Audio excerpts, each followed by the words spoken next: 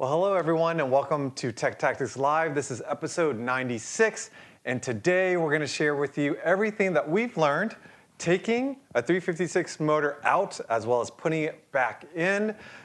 Before we get started, I want to do some housekeeping items here. We want to make sure we thank Pirelli, our sponsor. I want to ask you to please hit the like button, subscribe, and comment. Join Test Drive. If you're looking for your Porsche and you haven't found one yet, PCA has resources that you can join the test drive program and find that car for your driveway and or garage. This is a live Q&A. If you're watching live on Wednesday here at 8 p.m. Eastern, there's a live chat function that I'll monitor, as well as Manny will be monitoring. I want to thank Manny and Damon, and we have our intern Jack here that's going to help with the show so we can make it more interactive for you. Let's get right into it. I want to introduce our guest, David Dukehart, past Chesapeake Region President, and to me, a 356 extraordinaire. There are several people. Today we only have David, and I didn't mean only in a negative fashion. But that's right. But there was a number of people that have been critical in this journey of ours, and so I'll thank them a little bit later. But I've heard, David, time and time again, how people say, oh, yeah, I can take a 356 motor out in half an hour. And I kind of understood. They're like, there's only 4 bolts that you really have to worry about. I'm like, but is that true? And we had the opportunity to take out this original 59 motor and replace a spiced up 1720 cc motor into this car. And this will get hopefully restored or redone. But would it take half an hour? And for those of you that have done it before, I don't know how you could do a half an hour. Just jacking up the car properly takes more than 15 minutes. So that only leaves you 15 minutes to take the motor out. So it's true. I think the folks who do this a lot, they did it more than one time, you can probably get it down to that short time frame. We're doing it for you. It's a learning process, so we went through everything slowly, and we wanted to be sure that you could put it back together. And the reason why we're doing this video, seasoned 356 folks, you're probably just watching this for fun and probably going to catch the wrong things that I do. Right. But the reason why we're doing this is we want the people that are new to the 356 world. And believe it or not, there aren't that many videos that talks about this process. Again, I heard it through word of mouth. A great resource is the 356 registry. Wonderful group. And lots of PCA members that own 356, they're so willing to share their knowledge, but not a lot of it is captured in video. So in fact, I have a stack of stuff right here that you printed out, which I appreciate, but I also like to see things online. But let me get to the agenda. What we're gonna be talking about today, we're gonna be talking about the swap logistics. We're gonna be talking about the parts and the upgrades that you kind of need to consider when you're going through this. Then we're gonna come around the bench and show you some video and show you some specific parts that we paid careful attention to during the removal and the reinstall process. And then at the end, we'll summarize. And along the way, we'll catch the questions that you all that are watching live tonight that might have. Does that work? Absolutely. Let's do it. All right. So just from the very beginning, those that don't understand, when you're pulling a 356 engine out, does a 356 motor and transmission have to come out as one unit? Absolutely not. So what's great about these cars, especially if you've worked on Volkswagens or things like that, it's an easy separation. And with the proper tools, it really isn't that difficult to manage in any way, shape, or form.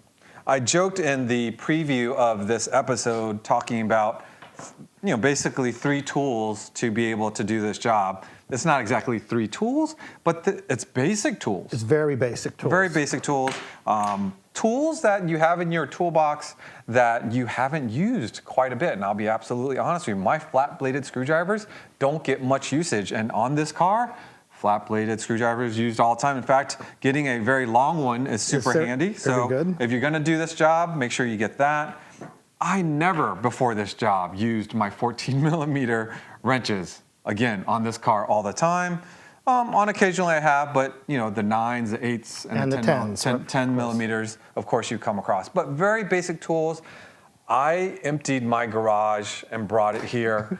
And when you walked in and you saw all the tools that I had, I didn't know what I didn't know. But the reality is the tools that I needed probably could have fit in the space right in front of us. That's correct. And so you brought in a couple of tools that I didn't realize I needed as well. Well, there's some tools on the car that if you have them and if you've been through it before, you know it's going to make it easier for you to get the job done.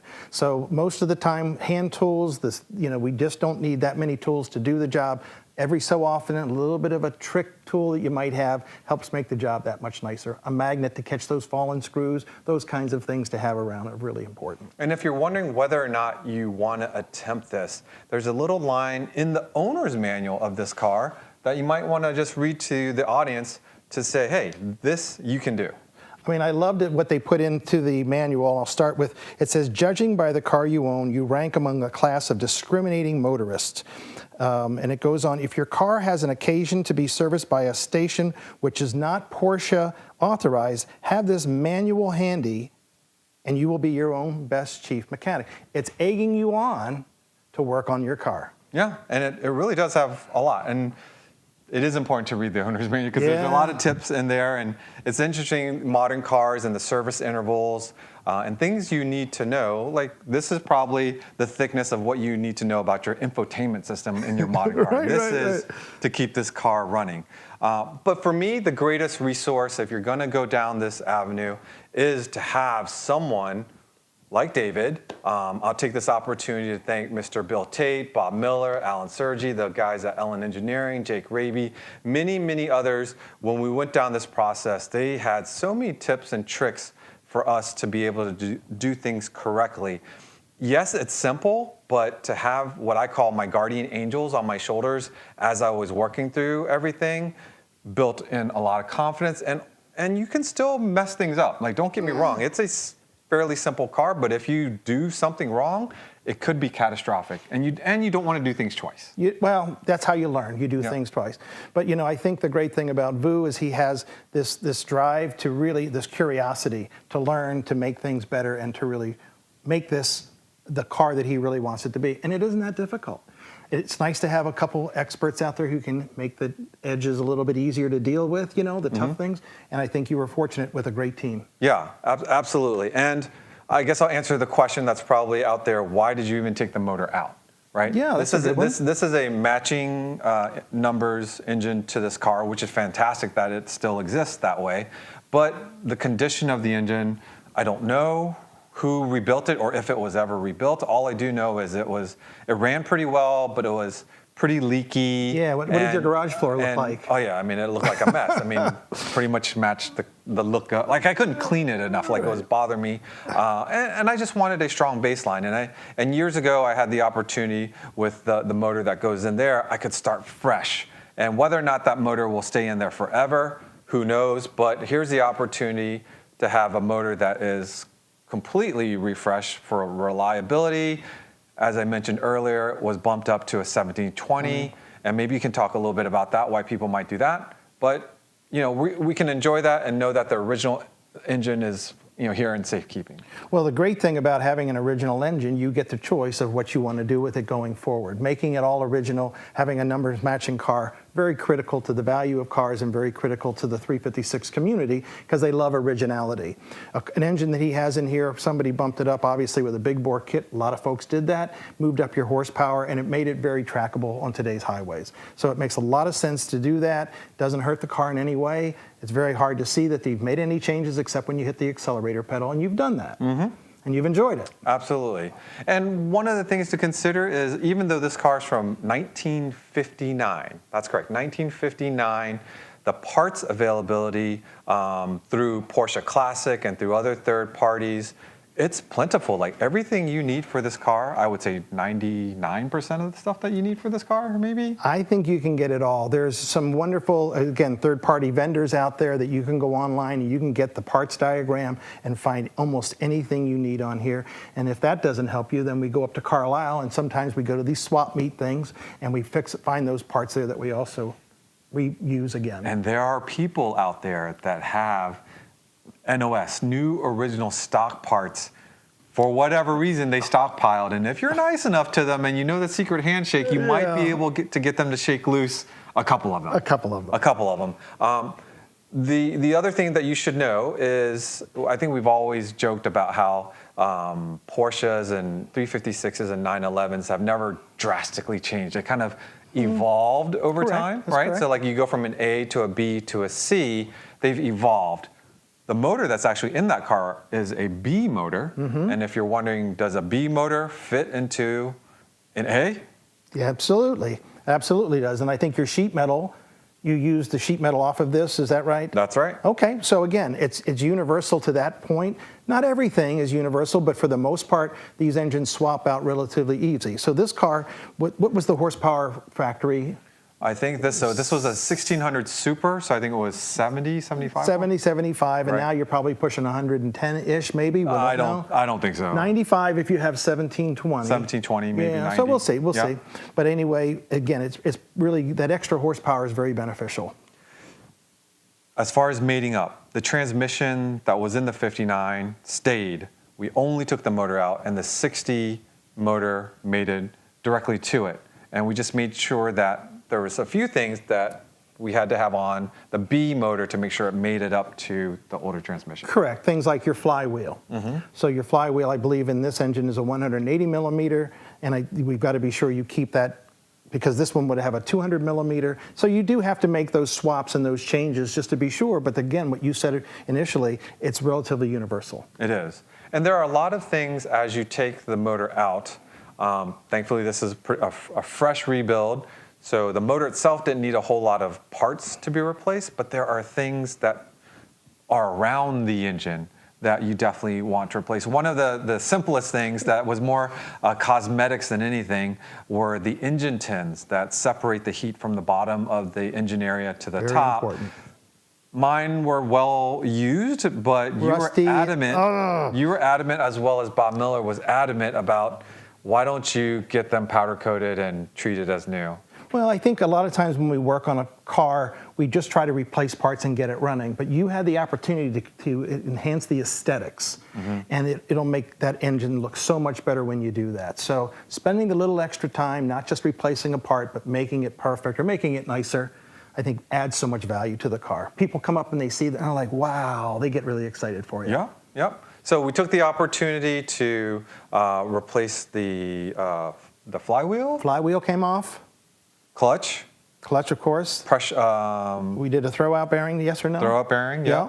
and the pressure plate. Yes. And actually, the pressure plate, the original pressure plate was like a 3-prong pressure plate, whereas the new pressure plate, you'll find when you're going down this rabbit hole that there are upgrades to the original design. And in this case, we went to a pressure plate that has more fingers, I think that's what it's Correct. called. It's a smoother transition than yours, which would be a little bit more choppy. More choppy, exactly. And again, it was plug and play. However, we did, when we put the new pressure plate on, there are things that I did not know or expect, and it kind of like, oh no, did I do it wrong? Yeah. But because I had my guardian angel here, he's like, wait a minute, it probably just needs to be adjusted. So again, I can't stress how important it is to have someone or a group of people that have experience, walk you through all this. Well, now you're going to be that guy to somebody else because you've had that experience now. I would You've had love that to be. guardian angel, and so you can, as a matter of fact, just to jump in here, I was putting an engine back in my car, and this guy helped me put mine back in. So I'm thanking Yes, you I for actually that. think I got a new title, the official bolt holder. And we'll actually talk about that and show you that later. Some of the other things that you'll want to consider is while you take the motor out, it's a perfect opportunity to clean up the engine bay. There's this tar, I don't know, it's tar. Cardboardish, tarish paper. Inside that you can clean up. If you're really adventurous, you can try to pull all that out and replace it with new. All I did was took a heavy-duty cleaner on it, sprayed it down, wiped down, and I think it looks Fantastic. Looks pretty good. It looks fantastic. It's original. It's really beautiful in the car itself. You did a good job. I'm embracing the patina. I understand that. It's very difficult for David. We're a little sometimes. different in that, but that's good. I appreciate your patina. So let's see. Let's parts upgrades in addition to all of that. So this motor at some point had bigger carburetors and air cleaners and all that kind of stuff. So you got to decide when you go to this new engine, or this rebuild or whatever you're going to do is, are you going to put it back to quote unquote stock? Are you going to modify it? How are things going to change physically? Because when we took this motor out, it kind of dropped no problem, because if you can look at the top of these air cleaners, they're quite narrow. When the new motor went in, it had the original Zenith air filter housings, and they're a little bit wider. And that little bit of width makes a difference of whether or not it will drop directly between the rails or Sure. the frame of the car. So little things like that to consider, but not a big deal. Again, there's not that much to disconnect. So perhaps if you're okay with it, maybe we can run one or two of the videos here and share with folks what we're doing.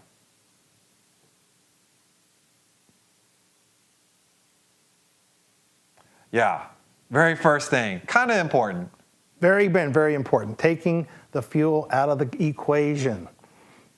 So that's the cutoff fuel inside the car. Not forget to do that. Damon, if you want to run the next video, we'll walk through that one as well.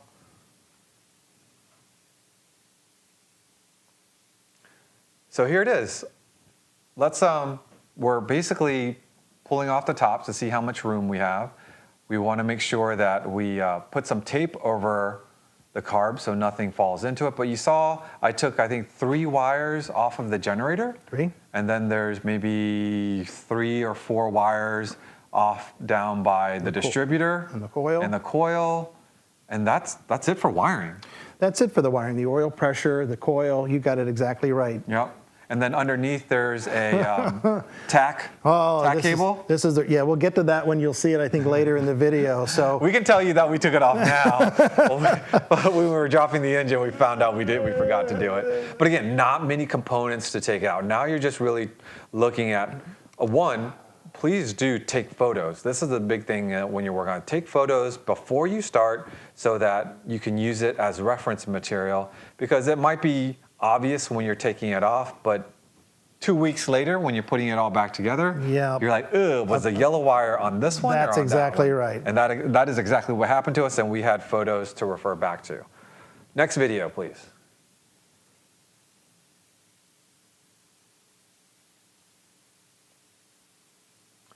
So here you're getting into the 4 bolts, right? The 4 nuts, I'm sorry. Yep. The 17, you're getting ready to be able to drop it, I believe. Yep. And you're talking about in the process here, you're pointing to the 4 17-millimeter nuts that are in the back of that. The infamous 4 nuts, that's all it takes to take them. That takes you half an hour to do. That's it. It's no trouble at all. Interesting enough, those nuts and the studs or the bolts, they're kind of in there freely. There's nothing holding them. So when we were talking about my new title as bolt holder, it's because you got to go underneath to hold the bolt in place so that you can turn the nut. At the very top of the transaxle, bolts go through and they move. On the bottom, they're fixed. And so the bottom ones are easy to get to, but yes, you've got to put your hands way up, get some cuts and get some bruises, and and do some learning. Now, speaking of learning, you can, how can I say, teach an old dog new tricks? Okay. Not that I'm saying you're a dog, but tell me the way, I guess, people have taken motors out of 356s, typically, and then how I had requested to do it. And you were not exactly embracing the idea. So anyone who's worked on the cars way back when, the old shade tree mechanic way, we would have this beautiful car here. We'd put it up on jack stands or blocks or whatever you had at the time. And then you would have the nose down and the back end up, and you would try to take these engines out. And we worked it, and we did it in Volkswagens and everything.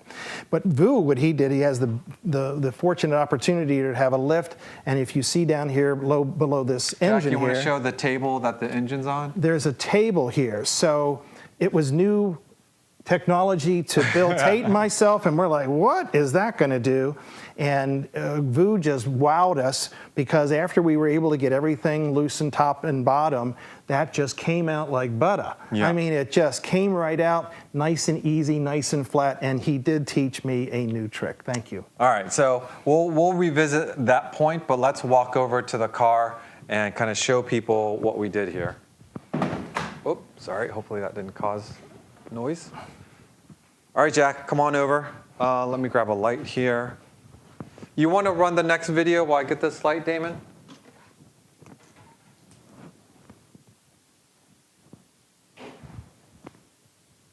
So here, what we're looking at, you want to describe that? Sure. So what we have right there, you'll see the pair of vice grips on that. That's closing down the gas line. He's taking advantage of the opportunity to take all the heater cables off and loosen those. There's two, one on each side with a rod, as you'll see the rod there. And then we're just taking loose of everything underneath the car just to get it ready to come out very freely. And that's what he's doing right there. You have somebody nearby to capture some of these parts, like you can see me in the background, grabbing those, and I put them on the table over here all in line just to make the job easier. Yeah. Now, here, again, when people say 30 minutes, that job alone, assuming that all the nuts and bolts will come off because they're not frozen or rusted, yeah, that takes a little time. And there's no reason to rush this, but that's what you're doing underneath. So we'll show you a little bit closer of what we did at the beginning here. Let's see, Jack, if you can get a little bit closer, he'll switch over to your camera. All right, so here are the three cables for the generator that you just undo here and tie up. Here's the cables for the distributor and the coil. 1, 2, 1, 2, 3. Yeah, 3. And your cables, for your green lines down there for the oil pressure and oil temperature. Down here, right down here. Hopefully you can see it. You disconnect those. And I guess if you put quick disconnects, and you do this often, you could probably do that pretty quickly. Right here, that's our fuel pump. And this is where fuel comes in, so you'll disconnect that. And down, I guess the tack is down below, right? Or is so the tack is correct. So the tack is down here on your left-hand side. And then what you also want to, at this point in time, is remove that front, it's actually the back sheet pan. The sheet pan here. Yeah, that panel right there. So you see, here's all those flathead screws. And one thing Mr. Bill Tate taught us was everything that goes down is a screw on a Porsche. Everything that goes into this way is a bolt. So 2 different ways, just a neat little thing that Porsche did. And if you see this bolt up here, then you know that someone's been in it. And somebody's done it, right. I think we have a video of us pulling some tins. Walk us through there, David. So again, right now, this is free to move. The only thing you have to worry about a little bit is that rubber seal. That's very important. And they give you so much space in there. As you can see, Vu's really getting the opportunity to get it out nice and easy. As dirty as it is, because this car did leak a little bit of oil, but nonetheless, it was a very simple process. It gives you the extra room when you pull the engine back to be able to drop it. Very essential part to take off. Exactly. So these, I guess these horns. These air horns, correct. Air horns. We remove them, remove this. And so you can see this can move at least 1, 2, maybe 2.5 inches back, which is critical to get the horns that are at the front of the engine past the axles. That's correct. So these are off your heater boxes. They're air horns that go over the rear axle. They become an issue when you're taking it out and when you're putting it back in. All right, let's see if there's a possible way for us to show the 4 nuts in the back. Well, there's going to be 2. You're going to see 2 from the top. Ooh, Jack, you're almost in there. Keep going a little bit further. There's 2 of them. You'll see the one. Oh, yeah, there it is. There it is right there. And then there's one on the other side. And then there's 2 on the underside. Right. So those are the 4 people always talk about. And then here's the clearance that I was mentioning. As you can see here, this is the frame or the body of the car. And if you go a straight line, the air cleaners that were on the other engine cleared that, but clearly with the Zenith air cleaner tops, that was going to be in the way. So we needed to remove these before we installed the motor. But the great thing is, no worries. The thing is with the table is you can just go to a wide shot there, Damon.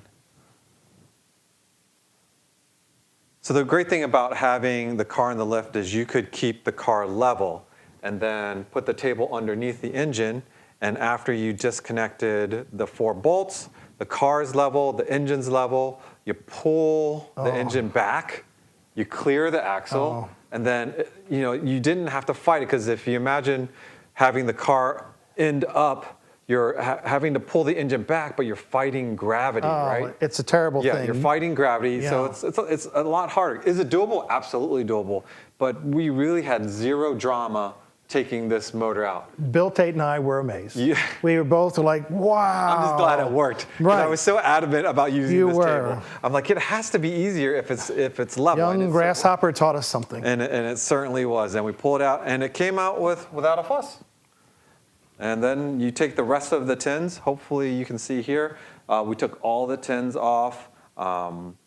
This is also a great way to, when you have the official, how this was running, you can kind of use it as a reference point for things that you needed. And a perfect reason why there is not a generator on this motor is because the generator that was nicely cleaned up and prepared for that motor, we fired it up and we heard sort of a bearing noise. And oh my gosh, the stress that we had of, is it the bearing or a bearing something in the motor, or is it the generator? Thankfully it was a generator, but because we had a good running engine, we simply, for now, we pulled that generator and put it in because we knew it was working, and then the other generator we'll send out and have that repaired, and we'll do a swap at some point. But I think the point really is as you're going and reinstalling the engine, you're always going to come across something that you might need to fix, change, or update.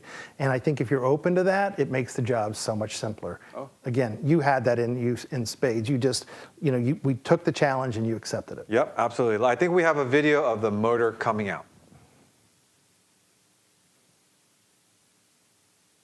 I gotta say, this was the exciting part. Look at that.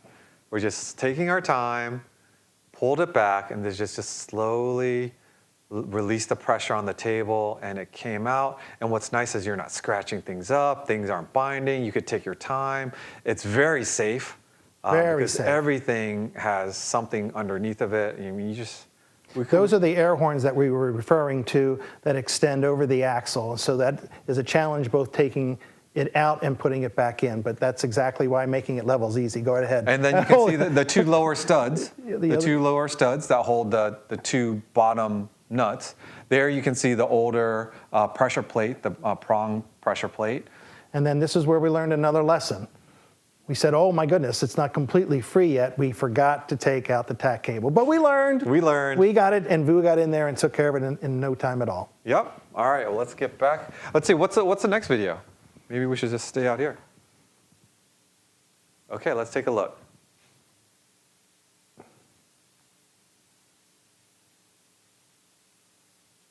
There it is. So those are the 4 areas of where the studs and the bolts that people say, oh, that's all you need to take out an engine. But you can see there's a lot of stuff going on. And if you can pause right there, actually go back to that pause right there. What are we looking at there with the fresh engine? So that's the important thing that we have as well. So the pressure plate's been bolted on, and of course it's been torqued on as well. You'll see that little shaft that's going through the center of the pressure plate that's very critical. It's a shaft that aligns the clutch to the, when you tighten it up. So it lines it up that when you're pushing it in, it slides right on that spline. And I gotta say, this is, when the new motor started coming together with those tins, as much as I was really... Yes, you fought it. I fought it, but you fought it. Look at it now. It looks so good. So thank you for pushing me past that point. Okay. All right, let's get back here. We doing all right on time? Okay, yeah, we're doing plenty of time. What's the next video there, Damon? Oh, so this next video is going to be interesting to talk about because this one was a challenge.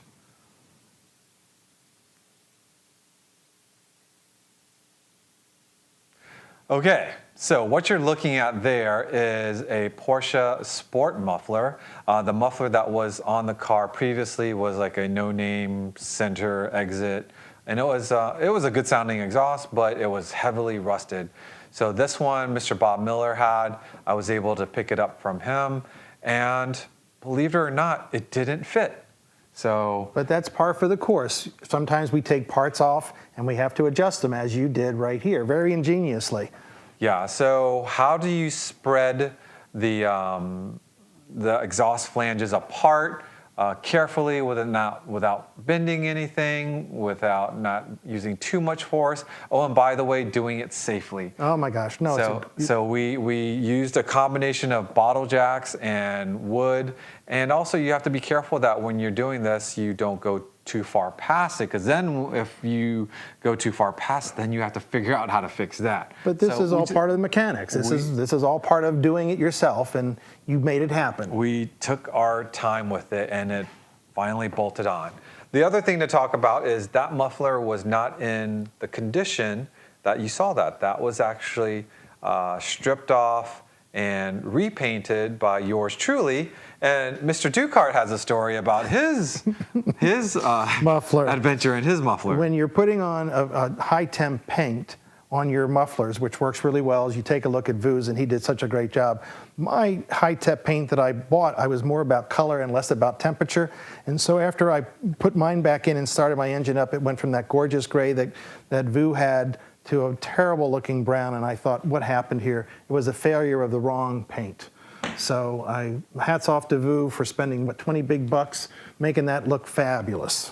All right, let's see. So now that the motor's out, I think we're gonna pause on videos for now, because between getting the motor out and getting the new one in, there's a lot of opportunity for you to, I guess, do improvements, kind of those while you're in there, right? Sure. And one of the while you're in there, I don't think we have video on this, is you saw the back panel of my car and you noticed that it was in need of some TLC. So on the inside of the coupe, there's a rear panel in there. It's a special panel that has 11, I think, studs that come in, and they poke through the engine bay. So we're looking at this in through the engine insulation, and Vu's was just wrinkly. This one right here. And so I challenged him to take that out while the engine was out, be sure that all of those studs were in there, and be sure that when he puts it back through, and you can see back in here, where's our light? So that's why it's a perfect opportunity to do it now, is because we had access to all of these studs. You can see up top here too, Jack. Might be kind of tough. There you go. So that's all redone here. And when I redid it, I left them long so that I could, if I needed to pull it out again, I can easily push it back through. Some people cut it flush, which is fine. This is the attention to detail that really makes the car just stand out. It looks all fabulous. Nice and clean, all fresh washers. Absolutely. And, while you're in there. I'm glad I pushed you a little bit to do those kinds of things. You did. Tell us, we'd never played with this, and I guess was there not a reason? So that's your voltage regulator. That's what attaches those 3 wires that you talked about earlier that go to the generator, and that just obviously regulates the voltage. That was working. We took off the other engine, the generator was working, and then we used the same generator back to your original voltage regulator. The red light goes off. We never check the voltage, but the lights stay on and they charge, so we have to say it's working. Okay. Another while you're in there has to do with this linkage right here. Explain what this linkage and these horns do. So this is an American version car, and so the American version 356s had these air horns, and if you go down below, that comes right off of the heater box. So when the car is cold, this is a de-icer basically for the air filters and the carburetors. There's a thermostat in the back, very difficult to see. It's attached to this rod. I don't know if you can see it or not. Can you see it? It's buried back in there. That's it, that gold color. That gold, yeah, the gold. Yep, right there. So that's the thermostat. It attaches to this rod, and so what happens is that it'll expand at a temperature, I'm making it up at probably 85 degrees, to close the flaps so that you don't have hot air coming in. A lot of cars these days, you want a cold air return or cold air filters because the car runs better on that. The de-icer works fabulously. The thermostat keeps it so that it doesn't put an excessive amount of heat into the engine compartment. Let's talk about the fuel lines. The fuel lines was one of those things that we knew from the very get-go that we were replacing all of them. Correct. Again, I think that's, in addition to just doing regular maintenance, you really want to go through the car. Of course, Vu's got the proper hose clamps on it. I'm pretty much a stickler for him to do that. Yes, you were. He got the proper hose, which is the braided hose. And then again, you start here, you go all the way up to the front of the car, and you want to be sure that that's all working. And I think you had an issue, though, with fuel. Are we going to talk about that at all when you started the engine? We can talk about that a little bit later. Okay, a little bit later. But anyway, so it's important to go through and have all of that renewed. Let's talk about these joints. So these are really critical parts of the car. These are the accelerator linkages. You'll find on the car, I forget if there's around 18 or 19 of them. Almost all of them are, I'm going to mess this up. It's either right-hand threads or left-hand threads, and there's just one that has the other side that goes the other way. This allows you to adjust that linkage and get it proper when you're originally setting up the carb. So this, when you look on an old car, you'll see that there's a lot of play in here. This one, Vu had these changed, and the play is gone. It's just absolutely smart to do that at this point in time. They probably were rarely, if ever, maintained, and it just needs a little bit of grease in there. And then, of course, you adjust accordingly. And you always adjust your carbs from the back going forward.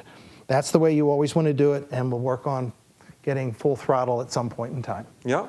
Now, we also did a upgrade. The old motor, I think you can show over here, Jack. This old motor had this fuel filter sitting right here, which a lot of people do. But unfortunately, this could be a problem. It could really potentially be a problem. If you read any of the forums, a lot of the 356 aficionados, they're not a big fan of this. The engine's obviously in this area here, it gets very hot. Right here is your exhaust. So that'll get up to 400 or 500 degrees. You have gas here, it's a potential problem that could catch the car on fire. So a lot of folks take this fuel filter and they'll put it lower behind the engine in the lower part of the car, underneath of the car. Yep. It makes it a little bit more difficult to maintain, but just change it on a regular basis. You don't have to worry about it. Yeah, and that's honestly when I first got the car and we went through some things, the connector here was loose and it did dump fuel. Thankfully, nothing happened, but ever since then, I'm like, I've got to move this off. And we've relocated and used a newer steel filter, and it's down actually just right behind the wheel. Well done. It's smart to do it that way. All right, well, let's check out, I think we have one of the first videos of firing it up. Installing first? Okay, I think we're going to install. There we go. Here we go. All right, so again, utilizing the table and lowering the car, taking our time. How'd you like this? You like this? This is awesome. This makes the job so much easier. So we were able to just lower it millimeters at a time, making sure we weren't binding anywhere, making sure the carbs weren't hitting the frame, making sure the input shaft was lined up almost perfectly before we pushed it forward to lock everything in. It's really good to have extra eyes on this because you might need to be below the car, and I think you'll see a picture of that in a little bit. You've got some folks here just wiggling that engine just a little bit because you're bringing it back, and then you're getting those air horns we talked about over top. Here you go right here, over top the axle, and once you do that, you're home free. Yeah, maybe, Damon, can we spend a little bit of time on the horn covering the axle? Just back up just a little bit. Oh, okay. Well, you guys that are watching, you can pause later to see, but you'll see the horns going over the axles. That's what you want to clear. And if you can't see or you do it too fast, you can damage those horns. They're not that sturdy. Yep. So you have to be really, really careful with that. Now, I will say though, with the motor going back in and not having the car tilted, you don't have the assistance of gravity to kind of like drop kind of everything together. So when we were installing the motor, we did have to put a couple of oogas to push it forward, but we did. But that's all it does take. It takes a little bit of persuasion once you get things lined up, and it just jiggle it around, and it goes in. Yeah. And so, yeah, let's run that video of us trying to fire it up for the first time.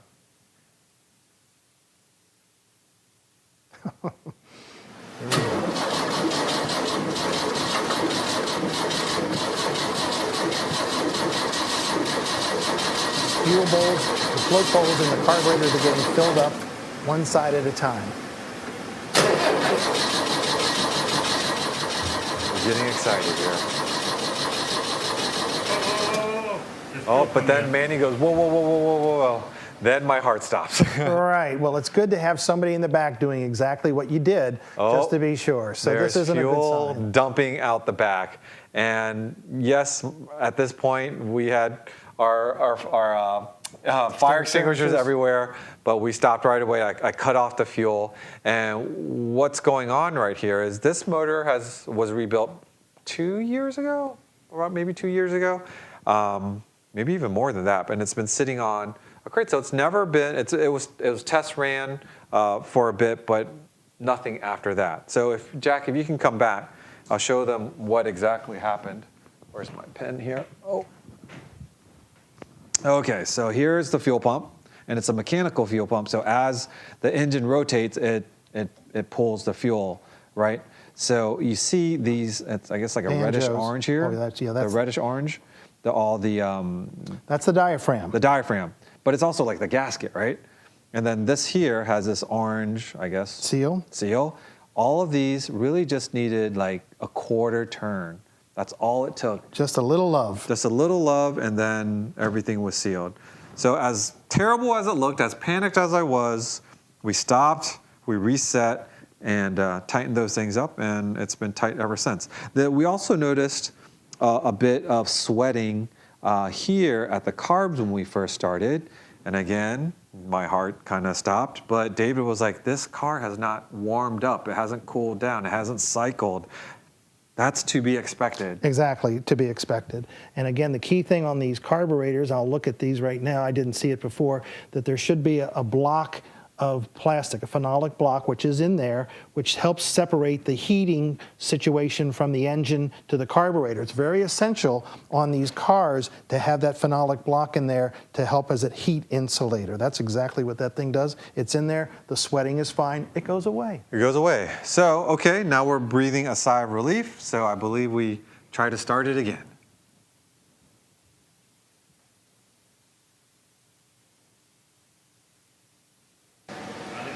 All right, ready when you are.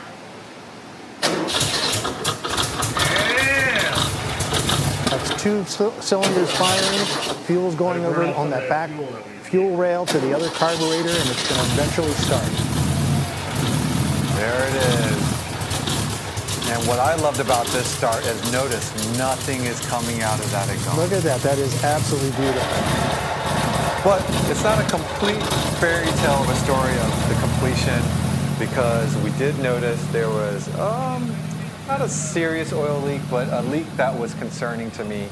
And we looked underneath and noticed that one of the valve covers, well, we weren't sure at the time, but now we know, we can verify it, but one of the valve covers was not sealing completely. And it had a brand new gasket. In fact, Bob Miller came over with a second gasket because we thought maybe it's a bad gasket. We replaced that.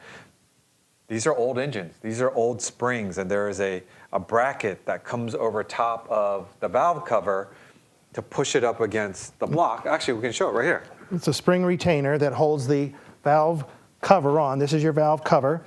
And again, because of the length of this and the time that the engine sat, you know, that could have had some movement or shrinkage or whatever. So it's very normal for that potentially to have happened. So again, just a quick new gasket, you put that in. Mm-hmm. And made sure that there was nice strong tension to push this into the cylinder head. And we're good. Perfect. And now I'm proud to say, if you look underneath, look at that. Not a drop of oil. That's pretty rare for a 356, because most of the guys will say, if there's no drops of oil under the engine, there's no oil in the engine. All right, how are we doing on time? All right, we're looking pretty good. No questions? Let's see. So let's talk about bench testing the engine before it went in. Want to say that the engine was built and it was ran. Initially, we showed it off in Pocono, and Steve Hoffman in Florida. Thank you to him, because he's the one that took on the job of rebuilding it for me. And he ran it for a bit. He had break-in oil in it for me. And that's it. I really didn't do like an engine test. And is that needed? Well, again, it depends. I think I always like a baseline. And so going through things like your valve covers, the oil, and being sure things are where you want them to be, just to kind of try to take away some of the potential issues. But I think some of the issues showed their face to you very quickly, and you were able to learn, and you were able to fix them.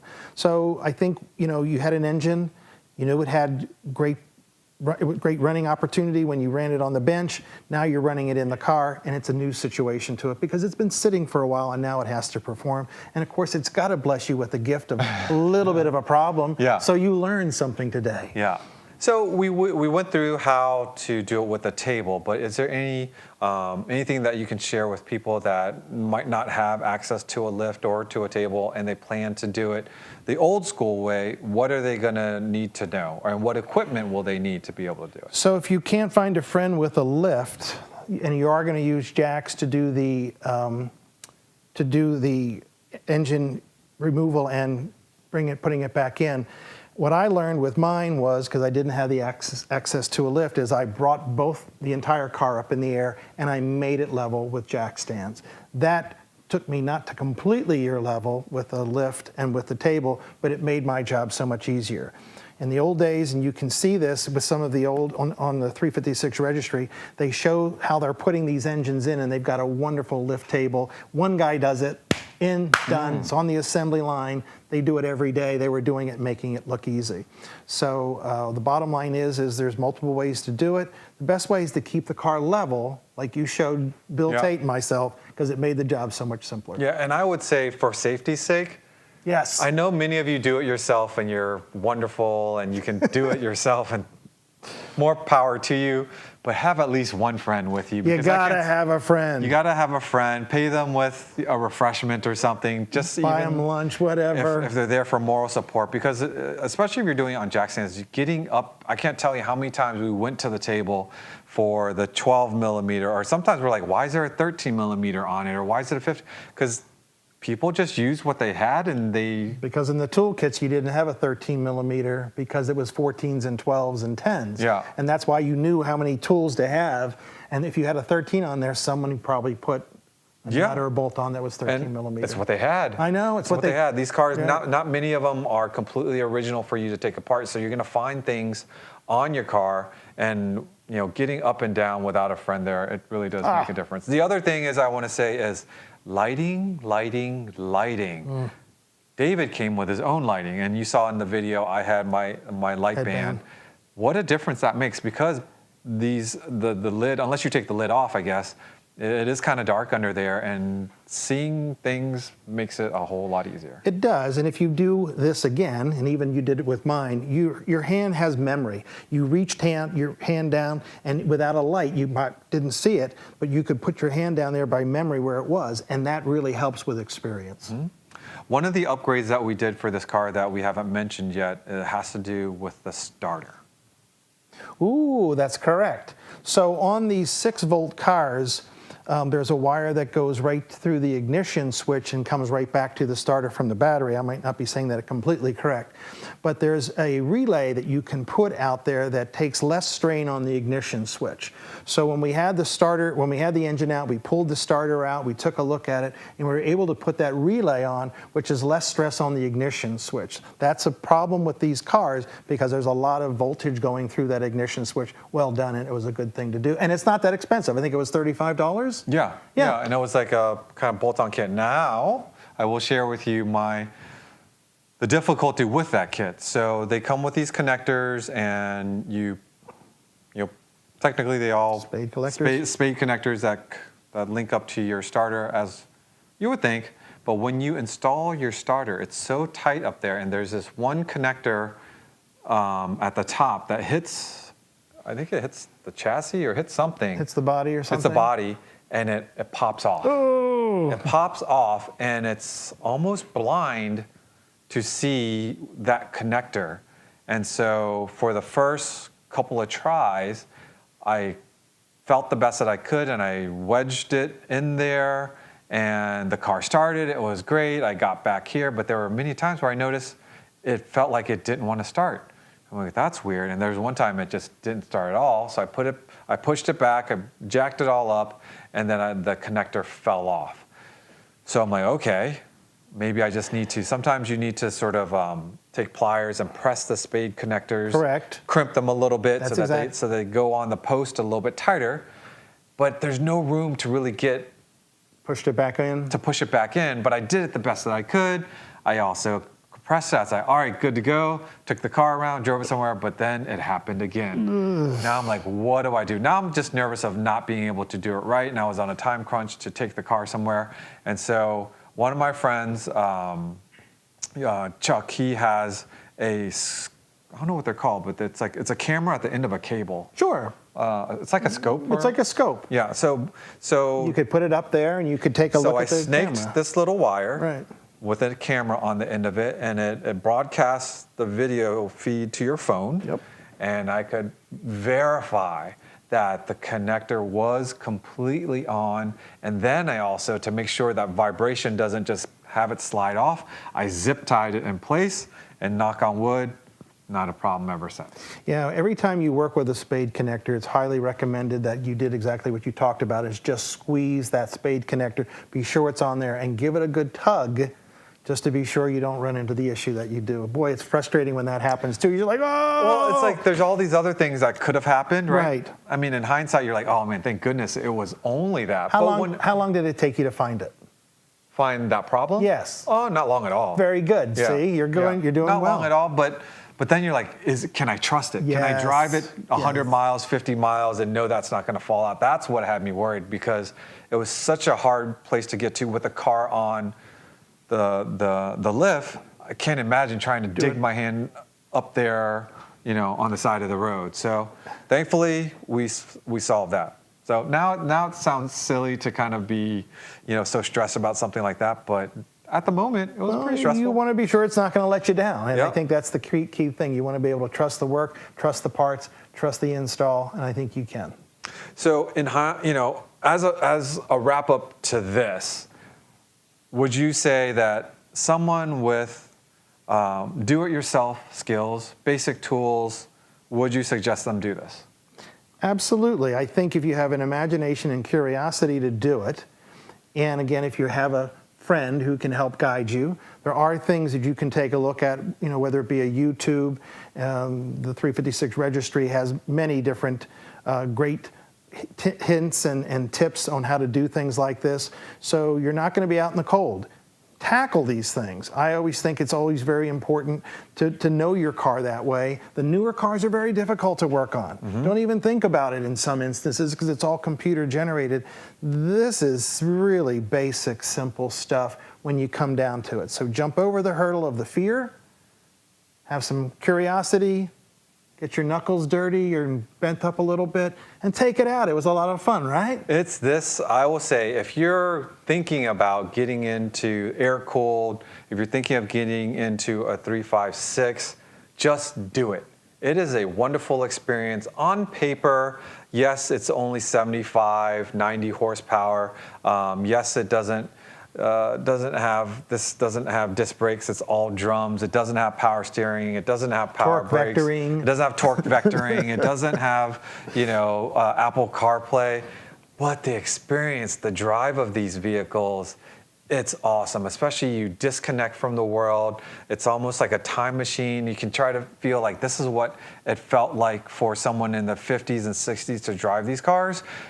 But unlike other 50s and 60s, even 70s era cars that cannot keep with modern day traffic, these cars certainly can, and they're a lot of fun. And I can't tell you, I drive within the limits of the legal law. Correct. But I have no problems doing so. You can pass anybody you want at any time. Great torque in the engine. And again, this is a very light car. Was it Reason Toter? Is it Giant Killer? These were great cars in the day for racing simply because of the weight and the displacement that they put out. So they're very, very efficient. They are a lot of fun to have. And it's fun driving a slow car fast than a fast car slow. And if you're wondering how fast are these, you can go back roads easily to do 45, 50. If you're on a racetrack, how fast? If you're on the racetrack and you're on a major highway, 75, 80-ish. If you like. But the thing is, you feel like you're going much faster. So the excitement level at lower speeds It's really, really cool. So I invite you, if you're considering a 356, do it. It is a lot of fun. And there's such a support network. It's a car, no matter how your day has gone, if you climb into it, it will reset you. It'll not only make you happy, but everybody around you that sees this car. Car enthusiasts it just brings a smile to their face. Like literally you look at the front of this car, it makes you happy. It's such a friendly car. And I think the great thing about it, when people see it, they're like, wow, they don't even know what it is, but you still get the thumbs up. Absolutely. Absolutely. All right, David, there's a couple things I want to go through. I want to, again, thank Damon, Manny, and Jack for tonight. I want to thank you, Mr. Bill Tate, Bob Miller, Alan Sergi, Ellen Engineering, Jake Raby, and many, many others that I've called. Steve Hoffman, of course, with the motor. Thank you so much for being part of this journey. If you're interested in racing fellow PCA members online, check out PCASimRacing.com. If you haven't checked out our podcast where we're talking, weekly updates on projects like this or things that are going on in the PCA world or the Porsche world, check out PCA Insider podcast.pca.org. Hopefully, in the next couple of weeks, we're going to see some of you out in Monterey. That's going to be Works Reunion Monterey, August 14th. And then we have PCA's open house. I think we have a Oktoberfest theme this year. No alcohol, but just the theme of Oktoberfest, and that's going to be September 12th. And then September 19th, several hundred of us will be heading for the Treffin at Sea, the Pacific Wine Cruise with Princess. Now, if you have the opportunity to take some leave for September 19th through the 25th, you want to come on board with us. We're going to go out of Vancouver down to San Francisco, down to Santa Barbara, and then to LA. We have some great guest speakers. You'll want to join us. And then we've got a special treat at the end of the LA disembark day. We've got some open access that we'll share with you later. You can check that out on pca.org. We have Unstock, our modified Porsche show. That's going to be November 8th on Never Before Has a Car. There's been a bus, but not a car on the Huntington Beach Pier. Unstock is going to be at Huntington Beach on the pier with several hundred cars lining the shoreline there. It's going to be a wonderful event. And then just dropped already over 500 people planning to attend our 2027 Treffin at Sea.